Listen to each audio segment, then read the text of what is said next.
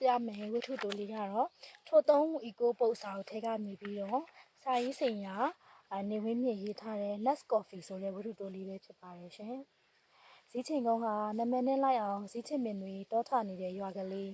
အနီးဆုံးကကျောင်းစုဆိုတဲ့တိုက်နယ်အစင်ရွာနဲ့ကိုပဲ၄မိုင်ကျော်လောက်ဝေးတယ်။ရေလဲရှားနေလဲပူဖုံလဲထူတဲ့ရွာတရားလိုပါပဲ။တိတ်တော့မထူခေါက်နေစင်းရဲတယ်အင်ဂျင်နေတယ်။ဇီးချိန်ကုန်းကလူတွေဟာပစ္စည်းရလေးဝယ်ခြင်းလို့အဖို့တင်းလေးစောက်တီးဖို့မုံလေးပဲလေးစားတောက်စရာဝယ်ခြင်းကျောင်းစုကိုပဲသွားရတယ်။ရွာမှာကဈေးရှိတယ်ဆိုရုံကလေးပဲရှိတာကို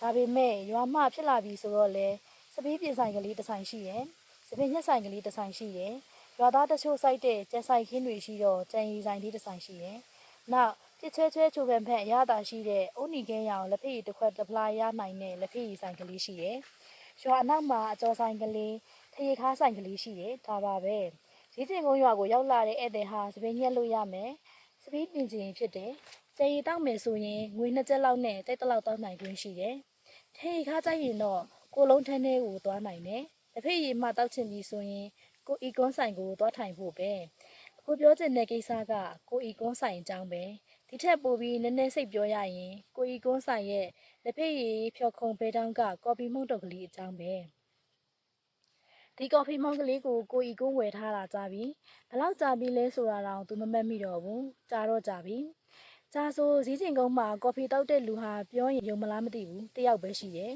။အဲ့ဒီလူနာမည်ကခြံထုံးအောင်လို့ခေါ်တယ်။အရက်ရှည်ကိုင်း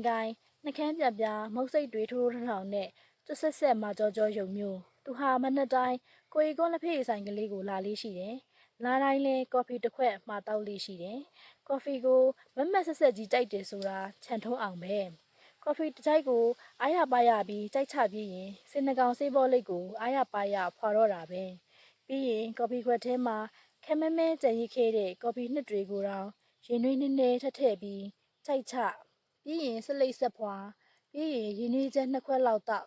ပြီးရင်ဂျိုးတစ်ချက်လောက်ပြင်းထိုးပြီးမှထပြန်လာတဲ့လူမျိုးကိုညဘက်မှာတော့လက်ဖက်ရည်ဆိုင်ကလေးကစောပိတ်တဲ့တော့ညာဦးကလေးကကော်ဖီတစ်ခွက်ဝယ်ပြီးမတောက်သေးပဲနှက်ထားတတ်တယ်အိတ်တော့မယ်ဆိုမှအေးဆက်နေပြီဖြစ်တဲ့ကော်ဖီကိုကြိုက်ချအရသာခံပြီးအိတ်တယ်ဒါမှလည်းအိပ်ပျော်တယ်ခက်တာကကိုရီကွန်းရဲ့ဆိုင်ကလေးဟာဆိုင်ကြီးကနာကြီးမဟုတ်ဘူးဆိုင်ပုတ်တောင်တင်မော်သေးတဲ့လက်ညှိုးနှစ်ပြီးတပြားပေါ်လက်ညှိုးနဲ့ပဲရေးထားတဲ့ဆိုင်းပုတ်ကလေးနဲ့ဆိုင်မျိုးဆိုတော့စဉ်းစား